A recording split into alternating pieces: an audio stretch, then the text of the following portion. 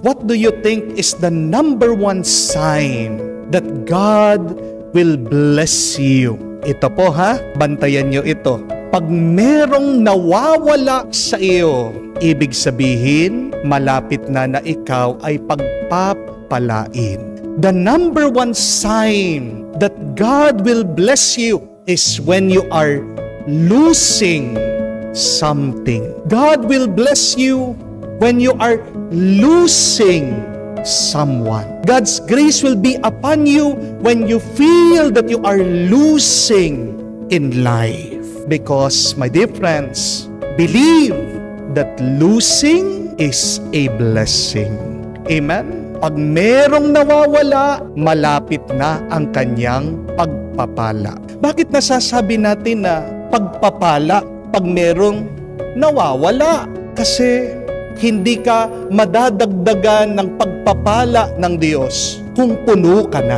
Di po ba? Remember that, understand that. When you lose something in your life, God is just creating more space so that you can receive more graces. Amen? Meron po akong kakilala, 3 years po silang mag-on, mag-boyfriend, mag-girlfriend. Ito pong babae, mahal na mahal po niyang lalaki. Kala po niya, siya na yung the one. Iniisip po niya, nagpaplano siya na magpapakasal na sila kasi 3 taon po, no? Pinakilala na po ng babae itong lalaki sa kanila. Kung minsan doon na po natutulog yung lalaki, pero nabigla po itong babae. Nung nalaman niya, break na pala sila. Ayaw na po ng lalaki. Doon po nalaman ng babae, yung lalaki, namamangka pala sa 2 ilog.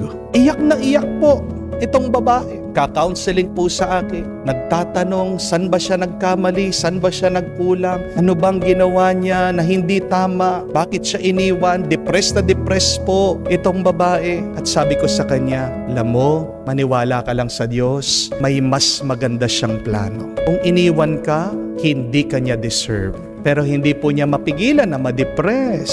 Hindi niya mapigilan na malungkot. Pero alam niyo po, hindi po siya tumigil sa kanyang pagdarasal. Araw-araw nagde-devotion po siya, nagbabasa siya ng Biblia. Pinagdarasal ko din po siya sa akin pong personal na mga panalangin. Alam niyo po, napakabait ng Panginoon. Bakit? Kasi after 3 months, nakakilala po siya ng bago. At alam niyo po kung ano pa yung good news? Aba, yung nakilala niya, American citizen na. Nung dati, local lang. Aba, ngayon, upgraded na. Kaya nga yung dating nakasimangot, ngayon yung kanyang ngiti hanggang tenga na. Yung dating maga yung mata, aba, beautiful eyes na. Yung dating stress na stress, aba, ngayon blooming na. Sabi ko sa kanya, tingnan mo na, di ba tama ako? May mas magandang plano ang Diyos. Pag merong nawala, ipapalit niya, sobra-sobrang ganda. May napakaganda pong kasabihan. Alam natin, when God closes a door, He opens a window. Pero alam niyo po ba, pag pumunta kayo sa Italia, yung mga Italiano, iba po yung kasabihan nila. Ang ganda po. Sabi nila, when God closes a door, He opens two. Kaya nga po, kalimutan nyo na yung when God closes a door, He opens a window. Ayaw ko pong ginagamit yon, ayaw ko pong pinaniniwalaan. Kasi bakit ka dadaan doon sa bintana? Hindi ka naman magnanakaw, hindi po ba? Mas maganda yung kasabihan. Pag may sinarang pintuan ang Diyos sa iyo, bakit? Kasi meron siyang binubuksan na 2 na mas magandang daraanan mo. Hindi ba yan ang tinuturo sa atin ng Diyos? Huwag po tayong matakot pag merong nawawala sa ating buhay. Yung mga taong mahal na mahal nila ang kanilang buhay, sabi ni Jesus, diyan masasawi sila, mawawala ang kanilang buhay. Pero para sa mga tao na handa na ialay nila, isuko nila ang kanilang buhay, diyan sila pagkakalooban, hindi lang buhay, pero buhay hanggang sa magpasawalang hanggan. Amen? Do not be afraid, my dear friends, to surrender your life to God.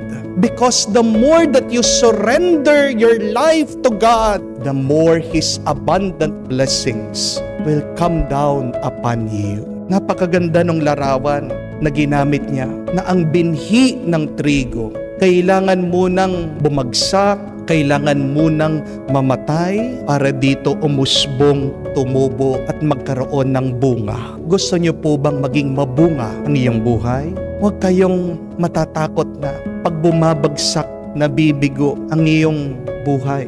Tandaan niyo, yan ay tanda na merong uusbong na bago at mas marami pang bunga na makakabuti sa inyo at makakabuti sa ibang tao. Magandang pagmunihan. Saan ba ko inaanyayahan ng Diyos? Ano ba ang pinapasuko sa akin ng Diyos? Where is God inviting you to surrender, to give up something in your life so that you can become more fruitful and abundant? Huwag po kayong matakot na mabigo, na mawalan dito sa buhay na ito. Alay mo lahat sa Diyos. Kumapit ka sa Diyos. At kung man merong mawala, matuwa ka. Dahil isang tanda yan na may mas marami pang hinahanda na pagpapala ng gustong ibigay ng Diyos sa iyo. Your losing is your blessing.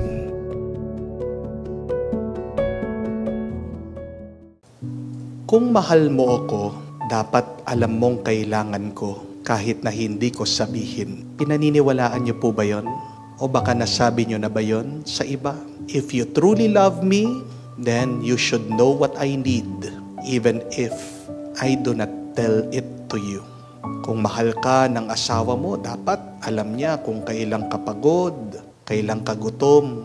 Kung kilala mo ang iyong anak, dapat alam mo kung kailan siya depressed, kung kailan siya malungkot, kung kailan siya nangangailangan ng tulong. Kung mahal mo ang best friend mo, dapat alam mo kung kailan meron siyang problema. Totoo po ba talaga yon? That if you really love a person, then you should know the needs of that person, even if that person does not tell it to you. Sa totoo lang po, ito po ay isang patibong. Isa pong alamat ito. Mga kapatid, pag meron tayong kailangan nating sabihin sa iba. Bakit? Kasi tandaan niyo po, hindi tayo manghuhula. Amen? Kahit na mahal mo ang isang tao, kung hindi mo sasabihin sa kanya ang iyong pangangailangan, hindi niya mahuhulaan kung ano talaga ang kailangan mo. Pero tandaan niyo din po, wala tayong Bluetooth sa ating isip. Wala tayong antena sa ating mga utak. Kung meron kang kailangan, kung kailangan mo ng tulong, sabihin mo. Wala po tayong wifi para agad dumating sa iyo ang mensahe, ang gusto ng iba. Naiintindihan ko po na yung iba, ganito yung kanilang pag-iisip at pag-uugali. Bakit? Kasi nasanay tayo. Nung bata tayo, nung sanggol tayo, kahit na hindi tayo magsalita, tutulungan at tutulungan tayo ng ating mga magulang. Amen? Yun yung nakasanayan natin . Kahit na wala tayong sabihin, agad-agad alam ng ating mga magulang kung ano ang ating mga pangangailangan. Pero, tandaan niyo po ito, hindi na po tayo sanggol. Hindi na po tayo mga bata. Matatanda na tayo. You are no longer a baby. You are already grown up. At pasensya na po reminders, some of you are already old. Tatandaan nyo na. Marunong na kayong magsalita. Gamitin nyo po ang inyong mga salita. Dahil kung hindi mo sasabihin, hindi mauunawaan ng iba. If you want people to understand you, then speak up. Tingnan niyo po sa ating ebanghelyo. Ang Panginoon nakakabasa ng isip at puso. Alam naman yung pangangailangan nating lahat Hindi po ba? Pero bakit hindi po binibigay agad-agad ng Diyos yung ating pangangailangan, yung ating gusto? Kasi hinihintay niya na humiling tayo. Kaya nga po, itong tatay ng bata na may sakit at malapit ng mamatay, hindi siya nag-atubili na lumapit sa Panginoon. Nagpatulong, sabi, Panginoon, sumama ka sa akin. Pagalingin niyo po yung aking anak na may sakit. Tingnan niyo pong detalyeng ito Yung Panginoon nandito po sa Cana, Galilee. Yung may sakit nasa Capernaum. Alam niyo po ba kung gaano kalayo yun? Yung Cana papunta po sa Capernaum. Kung lalakarin niyo po, it would take you the whole day, 24 hours.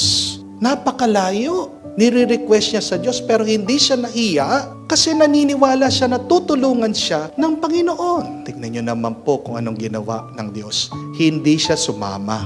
Pero sinabi lang niya, dun sa salita niya, agad gumaling yung bata. May kapangyarihan ang ating mga salita. May kapangyarihan ang salita ng Diyos. At kung tayo'y hihiling sa Diyos, tayo'y pagbibigyan niya. Kung sasabihin mo sa Diyos sa panalangin at lalong-lalo na kung ikaw ay nagtitiwala, naniniwala, ipagkakalob sa iyo ng Diyos. Alam ko po yung mga iba ayaw nang humiling. Bakit? Kasi nasaktan sila. Minsan nang humiling, hindi na pagbigyan. Kaya nga po, tahimik na lang. At anong nangyari sa kanilang katahimikan? Ito'y naging pader. My dear friends, please tear down your walls. Do not separate yourself from God. Be silent, yes, before the Lord, but open your mind and heart to God. Believe the words of Jesus who tells us, ask and you shall receive. Remember this, my dear friends, that yes, good things comes to those who wait. Amen? But it is also true. Good things comes to those who ask.